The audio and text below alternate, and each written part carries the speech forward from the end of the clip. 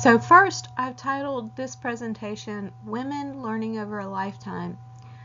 First off, I was very inspired by Mezirow and his study of his wife as she was transformed through her college experiences, and also because I'm surrounded by many influential women, and I also have 3 daughters, and so my hope is for them that they embrace the idea of learning over the course of a lifetime for different purposes and in different circumstances.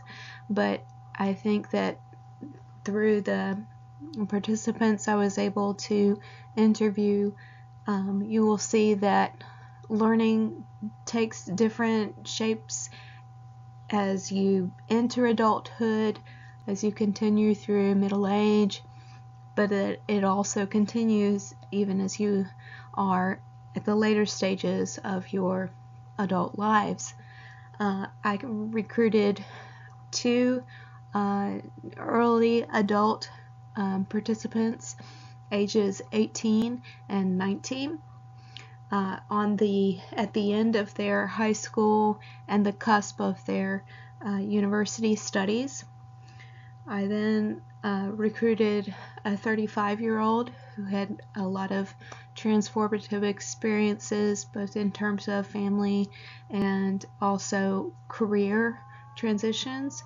And I also recruited a 42-year-old who, according to some, might be on the verge of a midlife transition or really settling into a concept of her life and the role of learning in it. And finally, I recruited an 79-year-old, almost 80-year-old participant who described her learning over the course of a lifetime, which continues to this day. While there were many themes that came up during the interviews, the 3 that I've chosen to focus on are the idea of content versus experience being the dominating factor in a student internalizing new learning.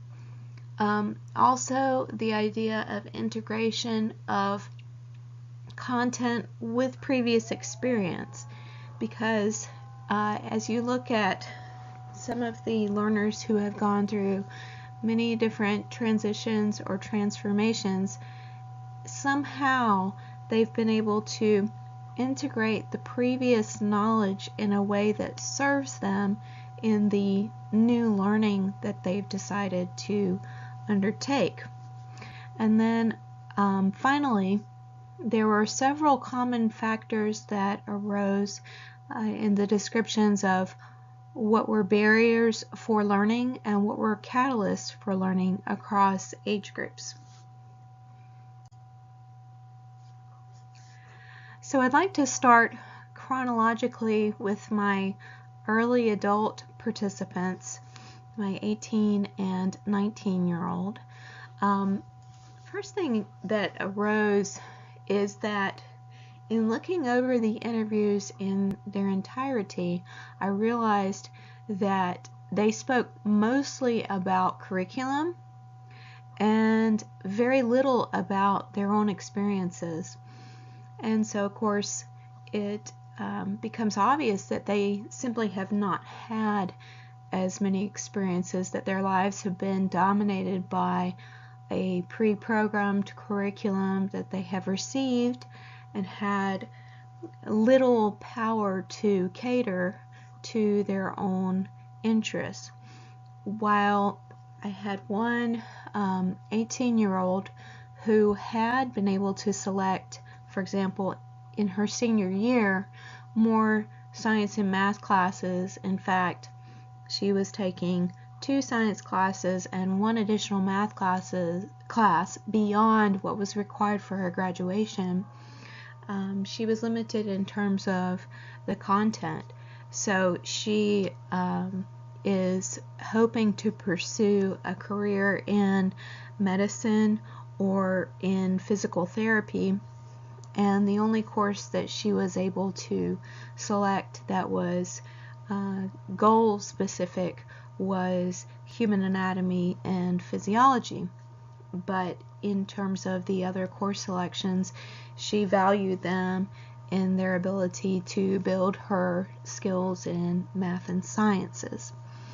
And then on the other hand, I had the early college student who's 19 years old, and she was selecting content within her own area of confidence, where she felt very strong in history and in writing, and so she was selecting courses in literature and in history. But in her case, there was not a particular professional drive in terms of her selection of courses. She just felt that those humanities courses would support the growth of skills in general that could apply to many different professional avenues. But in both of their cases, they really, I had to probe them in order for them to even mention anything that pertained to their own experience. I think that they perceived learning to be something that was driven from the outside. So they talked more about their instructors and about classes, and of course that's the experience that they're living at that time. The 18-year-old mentioned a shadowing experience that she had, where she had decided that yes, in fact, she could possibly be thinking about a career in physical therapy, because that experience had been positive, but that she felt that she was best equipped to work with young children, so perhaps pediatric physical therapy. Whereas the 19-year-old really only mentioned her study abroad experience that she had as a 16-year-old, which one would think would be a very important academic and personal experience, but she really only mentioned it in terms of feeling more independent and more secure in her ability to kind of make her way in the world, which kind of surprised me, because I thought that she might weave that into more of her academic experiences.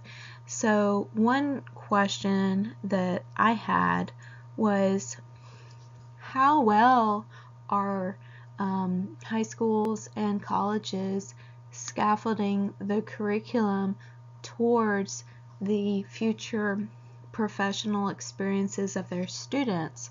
How well are they connecting these fields of knowledge and these skills to practical applications? And in reading Merriam et al., one topic that's brought up is the decontextualization of school learning, where we, and I say we because I've been part of K-12 education, we expect students to want to learn because we tell them that it's important, and we don't allow them to explore the connections between the curriculum and many future endeavors, whether it's professional or within the family unit, within a community, that we don't stress the connection between school learning and their future experiences enough. So in terms of practical applications, I think that this reminded me as a college professor and as a high school teacher that it's not enough for me to tell my students this is important, this is vital for your future, that I need to actually stipulate what those connections are. And even if it's not me that's convincing them, that I should create a space for them to explore according to their own ideas of what their future professions or future lives might hold.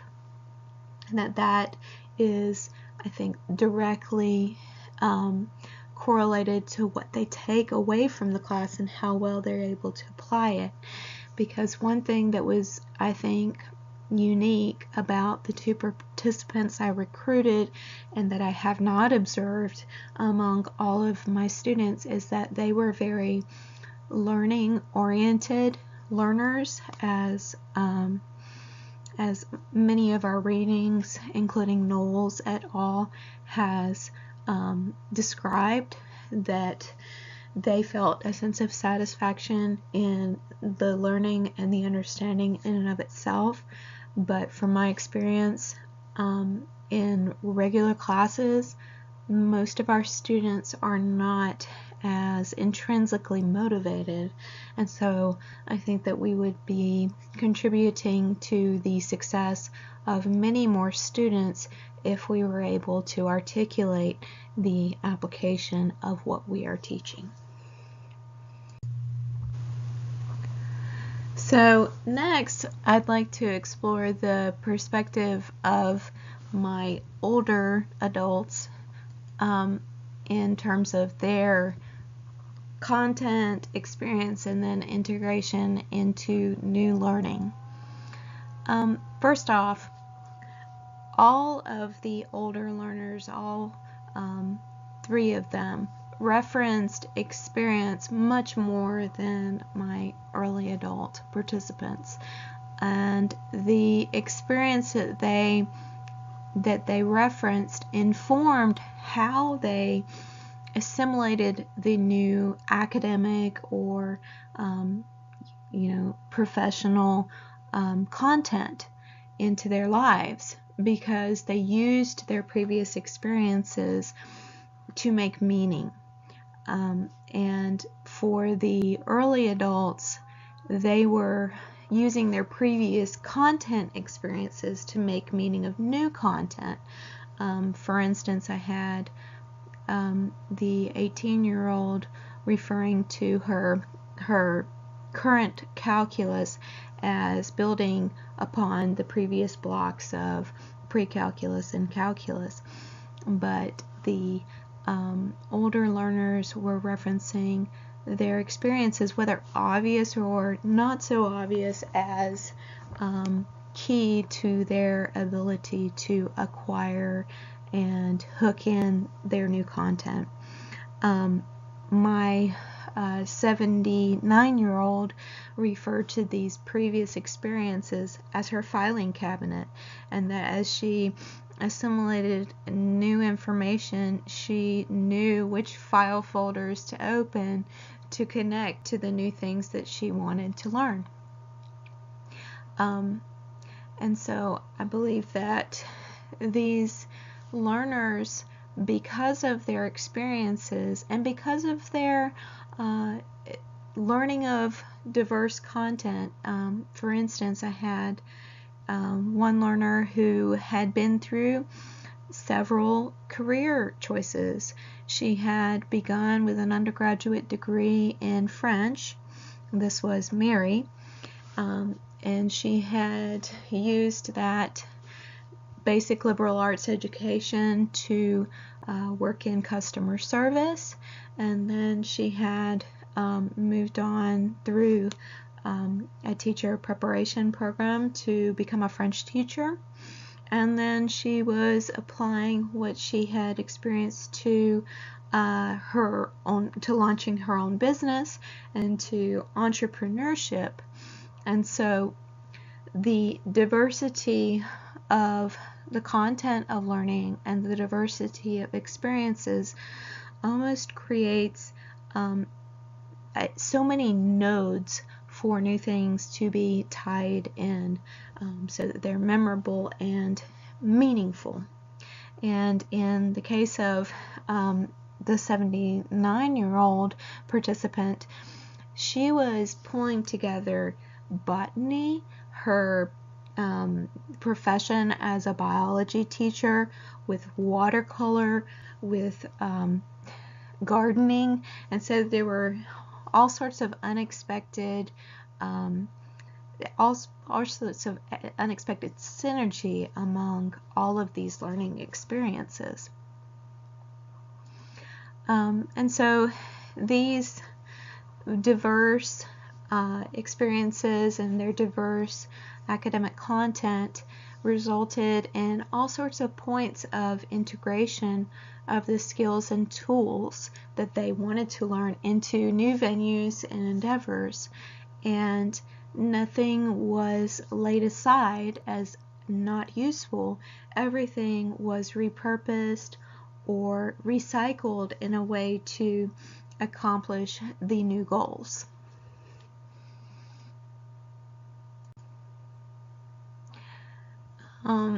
And now I'd like to talk about what I discovered in terms of barriers and catalysts for learning for the women that I interviewed. Almost universally, everyone spoke of time. My younger learners talked about time in terms of teachers expecting all of the assignments to be equally, or for the students to complete the assignments in equal ways. And my 18-year-old participant complained that her teachers didn't understand that when there were too many assignments, that she was only focused on completing assignments versus focusing on learning. And she shared that this year she feels much less stressed. I think that many high school students experience a very stressful junior year as they're getting ready for their senior year and college applications. And she said that she felt less stressed because she was not as motivated by grades as by her own understanding of what she had been asked to learn. In terms of my older learners, time became a factor in terms of the quality of their learning. For instance, Carmen, a 42-year-old doctoral student and university lecturer, shared that she felt shortchanged when she was not able to dedicate the time to an assignment for her online college class to really pursue the topic to its full extent, and when she was simply completing the assignment to the parameters set forth by the university professor. In addition, and this was something that was, I think, entering into the picture for my early adult learners who were very high achieving, but that distraction, whether it be social or in terms of Mary and Carmen, it was related to having young children in the house and their activities. But even in the case of the Anne, the 79-year-old, she felt that there were all sorts of distractions in daily life, taking care of, feeding her husband, that kept her from following through on the learning goals that she had. And so a recurring theme was that taking a physical face-to-face class, or taking a class where there were exacting parameters, would actually help them with the follow-through. For instance, Anne, the 79-year-old, said that she would religiously attend class, but even if she had to miss class because of a doctor's appointment, she held herself to the rule of you have to make up the work, you have to make up the assignment, and that was how she kept herself accountable. And whereas she described watching YouTube videos for ideas about technique, she did not feel that by watching a YouTube video or by even participating in some sort of online learning that she would have the same follow-through. And that was the same reason that Carmen, 42-year-old in the doctoral program, shared for why she continued to take classes even beyond the required courses for her doctorate, because it forced the dedication of time and attention to the learning that she had prioritized, whereas if it were not basically the territory of that endeavor, it would be consumed by all of the other distractions in life. And so life also came up as a barrier in terms of sickness, in terms of travel, in terms of having children and caring for children, in terms of family responsibilities. And these were all things that were considered, while not appreciated and valued, they did come in the way sometimes of the learning goals that each of the participants had set for themselves. And also, there were many comments about the instructional environment. Veronica, the 19-year-old, spoke about how a passionate professor could really convince students to pursue study that might even be outside of their interests. And the example that she used was professors who are trying to convince you to major in their area because that's how excited they are about their research and about what they know and what they're learning.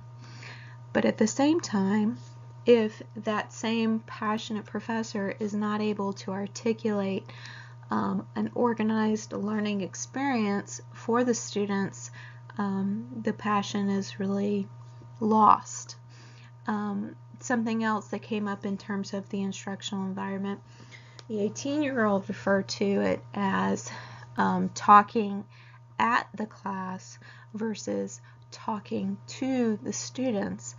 And I think that speaks to a disconnect that can happen regardless of the age or pursuits of the learners, where the instructor is not connected to who the learners are, what their questions are, and what they're trying to take away from the classes. So we have to engage with our learners regardless of their backgrounds or the age group. In fact, Veronica, the 19-year-old, said that one of her litmus tests for the effectiveness of a class or of a professor is whether or not she feels like talking.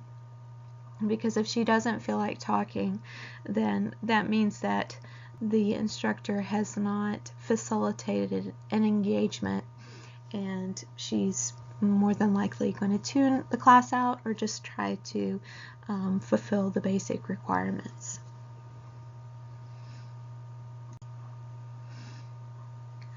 And so, what are some of the catalysts for learning?